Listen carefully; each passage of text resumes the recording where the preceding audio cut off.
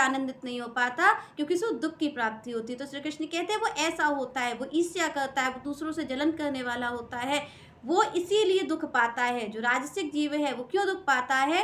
क्योंकि आप और हम स्वार्थ की भावना से कार्य करते हैं कि हमने आज इसके लिए अच्छा कार्य किया है तो ये भी हमारे लिए अच्छा करेगा। पर आप देखिए संसार में जो आपके पास उत्तर आएगा वो उल्टा ही आने वाला है। आप ये सोचो, कितना भी आप देखो या पूरे संसार में कोई भी ऐसा व्यक्ति ढूंढ के ले आओ जो आज तक संसार को सेटिस्फाई कर पाया हो, उसने संसार को प्रसन्न कर लिया हो, ऐसा कोई आपको व्यक्ति नहीं मिलेगा। पूरे संसार में ढूंढने पर भी नहीं मिलेगा। लोग अपने प्राण देकर के भी इस संसार को खुश नहीं कर सकते। क्यों? क्योंकि इस संसार का स्वार्थ पूरा ही नहीं होता एक व्यक्ति से, और वो स्वार्थ के बस कर रहा है। उसे आपका प्रेम नहीं चाहिए, आपके जो परिवारी जन हैं उसे प्रेम नहीं चाहिए, उन्हें केवल अपना स्वार्थ चाहिए। पर आप और हम ऐसा सोचते हैं, हमें ऐसा लगता है कि हाँ ऐसा है, पर आप देखिए कि होता वही है। जब व्यक्ति कमाता रहता है तो उसे कितना आदर परिवार देता है, यहाँ का हेड कहा जाता है, घर का मुखिया कहा जाता है कोई व्यक्ति एक समय पर, कि वो घर का मुखिया है, उसके सारे डिसीजन माने जाएंगे।